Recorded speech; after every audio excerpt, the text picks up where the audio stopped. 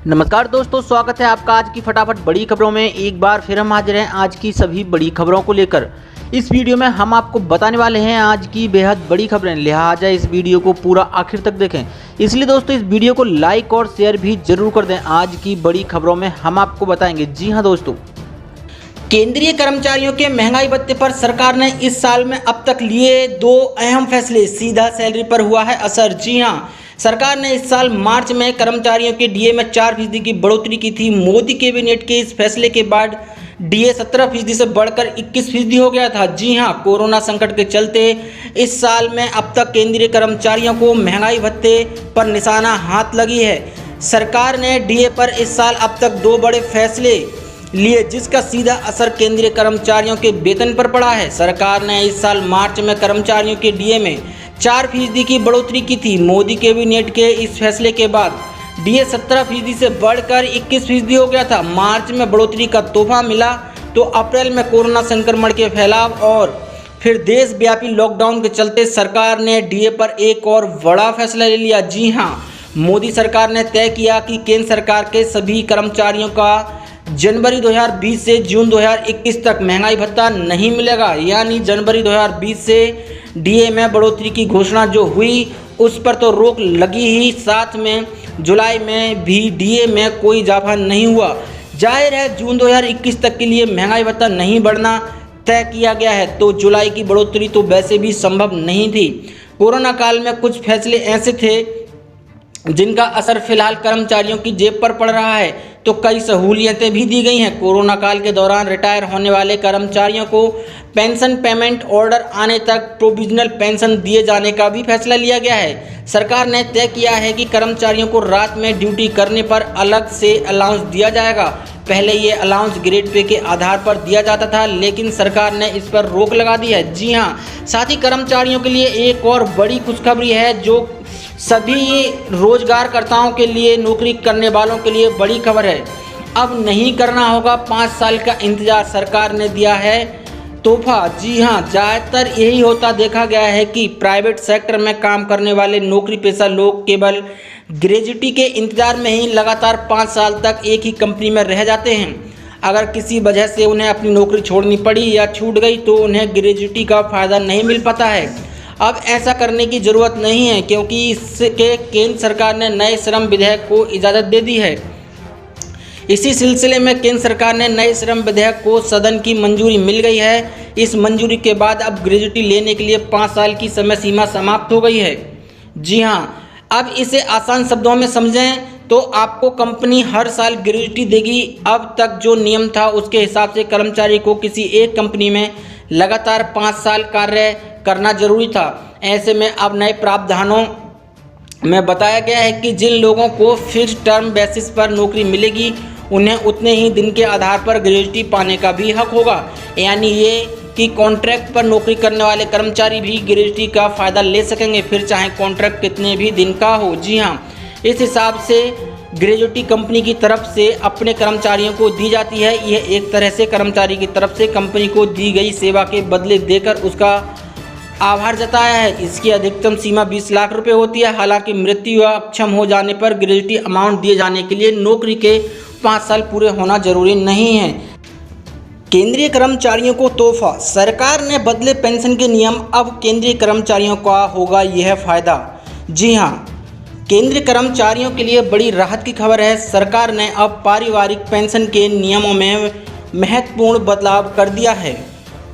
शनिवार को एक अहम बयान जारी करते हुए सरकार ने इसकी जानकारी दी। बदले हुए पेंशन नियम के बाद अब कर्मचारियों के परिजनों को लाभ का दायरा बढ़ गया है। सरकार के इस फैसले से देश के लाखों कर्मचारियों को फायदा होगा। एक अन्य फैसले में सरकार ने दिव्यांग पेंशन भोगियों के सहायकों के लिए परिचारिक भत्ता बढ़ा दिया है। केंद्रीय मंत्री जितेंद्र सिंह ने शनिवार को बताया कि तलाक की याचिका लंबित रहने के दौरान भी दिवंगत केंद्रीय कर्मचारी की बेटी अब पारिवारिक पेंशन पाने की अधिकारी है। कार्मिक मंत्रालय की ओर से जारी बयान में जितेंद्र सिंह के हवाले से कहा गया है कि पारिवारिक पेंशन पाने के लिए तलाकशुदा बेटियों के लिए नियमों में ढील दी गई है। अब बेटी तब भी पारिवारिक पेंशन पाने के अधिकारी होगी अगर उसका अंतिम रूप से तलाक नहीं हुआ है, लेकिन उसने अपने कर्मचारी माता या पिता के जीवन काल में ही तलाक याचिका दाखिल कर दी थी। पहले के नियम में तलाकशुदा बेटी को तभी पारिवारिक पेंशन पाने का अधिकार था जबकि उसने अपने कर्मचारी माता पिता के जीवन काल में ही तलाक ले लिया हो। केंद्रीय मंत्री ने बताया कि दिव्यांग बच्चों या भाई बहन को पारिवारिक पेंशन प्रदान करने के लिए भी आदेश जारी किया गया है।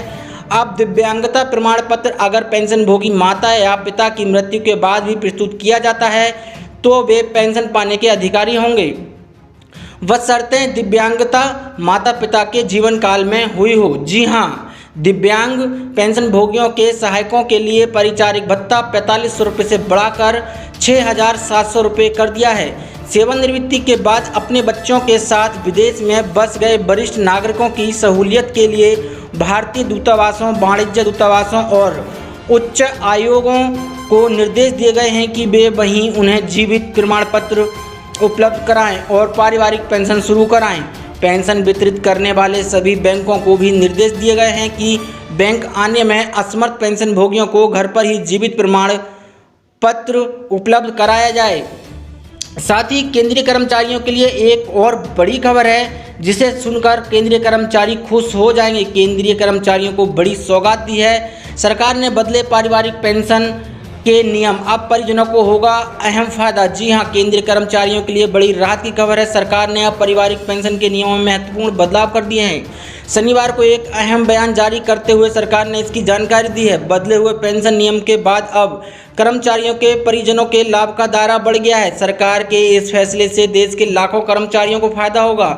अन्य फैसले में सरकार ने दिव्यांग पेंशनभोगियों के सहायकों के लिए परिचारक महंगाई भत्ता बढ़ा दिया है। केंद्रीय मंत्री जितेंद्र सिंह ने शनिवार को बताया कि तलाक की याचिका लंबित रहने के दौरान भी दिव्यांग केंद्रीय कर्मचारियों की बेटी अब पारिवारिक पेंशन पाने का अधिकारी हैं। जी हाँ, 7वां वेतन आयोग इस साल में अब तक केंद्रीय कर्मचारियों के लिए सरकार ले चुकी है ये अहम फैसले। रिटायरमेंट को लेकर काफ़ी समय से जारी असमंजस की स्थिति को लेकर भी सरकार ने स्पष्टीकरण अब दे दिया है। कोरोना काल के दौरान रिटायरमेंट होने वाले कर्मचारियों को पेंशन पेमेंट ऑर्डर आने तक प्रोविजनल पेंशन दिए जाने का भी फैसला लिया गया है। केंद्रीय कर्मचारियों और पेंशनर्स को लेकर मोदी सरकार ने इस साल में अब तक कई फैसले लिए हैं। कोरोना काल में कुछ फैसले ऐसे थे जिनका असर फिलहाल कर्मचारियों की जेब पर पड़ रहा है, तो कई सहूलियतें भी दी गई हैं। इसके अलावा पेंशनर्स को भी सरकार ने राहत दी है।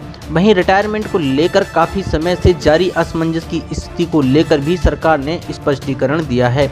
सबसे पहले बात करें महंगाई भत्ते को लेकर, तो केंद्र सरकार ने अप्रैल में तय किया था कर्मचारियों का जनवरी 2020 से जून 2021 तक का महंगाई भत्ता नहीं बढ़ेगा। कोरोना महामारी से जारी लड़ाई के बीच कर्मचारियों के अलावा पेंशनर्स भी यह फैसला लागू किया गया है। हालांकि सरकार ने यह भी स्पष्ट किया है कि बाद में यह व्यवस्था बहाल कर दी जाएगी। सरकार के इस फैसले का सीधा असर सैलरी और पेंशन पर पड़ रहा है। वहीं लॉकडाउन में सोशल डिस्टेंसिंग का पालन करने के लिए तमाम विभागों में रोस्टर नए सिरे से लागू किए गए हैं। इससे कई कर्मचारियों को हफ्ते में 2 या 3 दिन ही ऑफिस जाना पड़ रहा था, लेकिन फिलहाल ये व्यवस्था लगभग खत्म कर दी गई है। सरकार ने तय किया है कि कर्मचारियों को रात में ड्यूटी करने पर अलग से अलाउंस दिया जाएगा। पहले ये अलाउंस ग्रेड पे के आधार पर दिया जाता था, लेकिन सरकार ने इस पर अब रोक लगा दी है।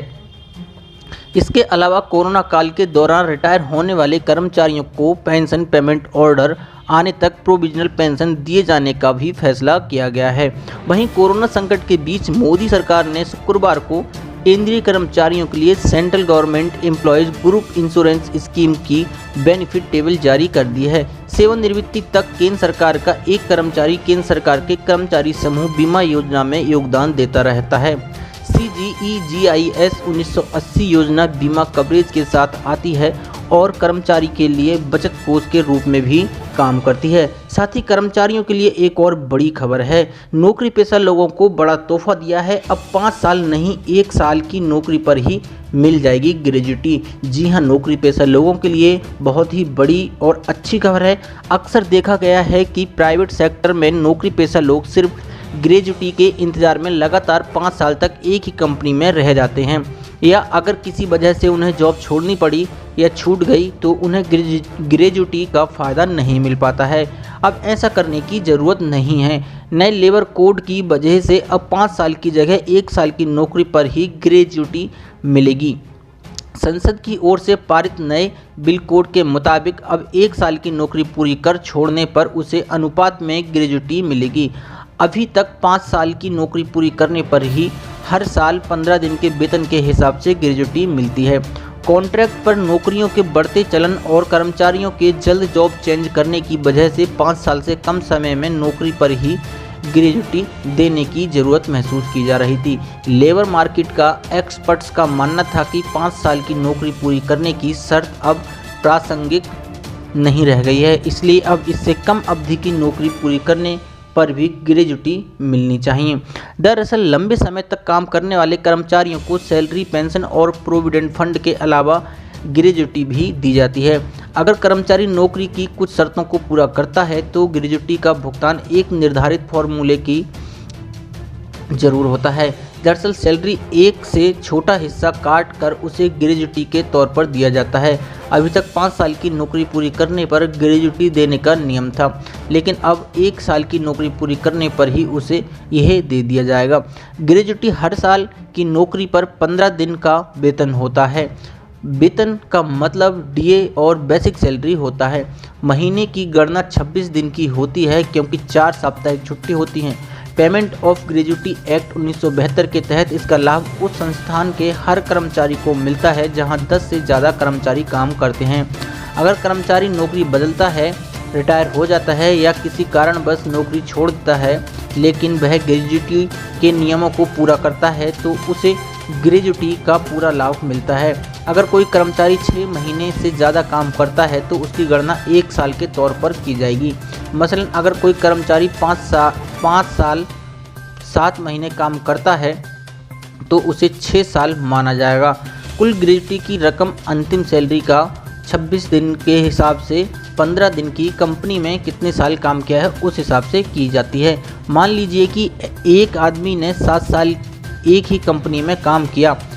एक अंतिम सैलरी 35,000 रुपये बेसिक सैलरी और महंगाई भत्ता मिलाकर है, तो कैलकुलेशन इस प्रकार होगा, यानी 3500 इंटू डिवाइड करेंगे 15 दिन से, जो 7 दिन की छुट्टी के हिसाब से 14,146 रुपये बनता है। मतलब ये कि एक आदमी को 1,141 रुपये पर डे के हिसाब से दिया जाएगा। साथ ही कर्मचारियों के लिए एक और बड़ी खबर है। जी हाँ, कर्मचारी पेंशन योजना की राशि बढ़ाने को लेकर सांसद हेमा मालिनी ने श्रम मंत्री को लिखा है पत्र। जी हाँ, लोकसभा सदस्य हेमा मालिनी ने कर्मचारी भविष्य निधि संगठन ईपीएफओ की कर्मचारी पेंशन योजना ईपीएस में मासिक पेंशन बढ़ाने और अन्य सुविधाओं का लाभ 65 साल से अधिक पेंशन धारकों को दिलाने की मांग को लेकर श्रम मंत्री संतोष गंगवार को पत्र लिखा है। ईपीएस 95 राष्ट्रीय संघर्ष समिति NAC ने बृहस्पतिवार को एक बयान में यह जानकारी दी है। पेंशन भोगी महंगाई भत्ते के साथ मूल पेंशन 7,500 रुपये मासिक करने के पेंशन भोगियों के पति या पत्नी को मुफ्त स्वास्थ्य सुविधाएं देने समेत अन्य मांग कर रहे हैं। बयान के अनुसार भाजपा सांसद हेमा मालिनी ने लिखा है, सेवानिवृत्ति के बाद परिवार और समाज में सम्मान सहित जीने के लिए पेंशन दी जाती है, लेकिन ईपीएस 95 के पेंशन धारकों को बहुत मामूली पेंशन मिल रही है। इतनी महंगाई के ज़माने में इतने कम पैसे में इन बुजुर्गों का अपनी ज़िंदगी की संध्या वेला गुजारना काफ़ी मुश्किल है। ईपीएस 95 कर्मचारी भविष्य निधि संगठन की कर्मचारी पेंशन योजना है। ईपीएस कर्मचारी पेंशन योजना 95 के तहत आने वाले कर्मचारियों के मूल वेतन और महंगाई भत्ता का 12% हिस्सा भविष्य निधि में जाता है। वहीं नियोक्ता के 12% हिस्से में 8.33% कर्मचारी पेंशन योजना में जाता है। ईपीएस 95 राष्ट्रीय संघर्ष समिति NAC के अध्यक्ष कमांडर अशोक राउत सेवानिवृत्ति का दावा है। 30 साल काम करने और ईपीएस आधारित पेंशन मद में निरंतर योगदान करने के बाद भी कर्मचारियों को मासिक पेंशन के रूप में अधिकतम 2500 रुपये ही मिल रहे हैं। इससे कर्मचारियों और उनके परिजनों का गुजर बसर करना कठिन है।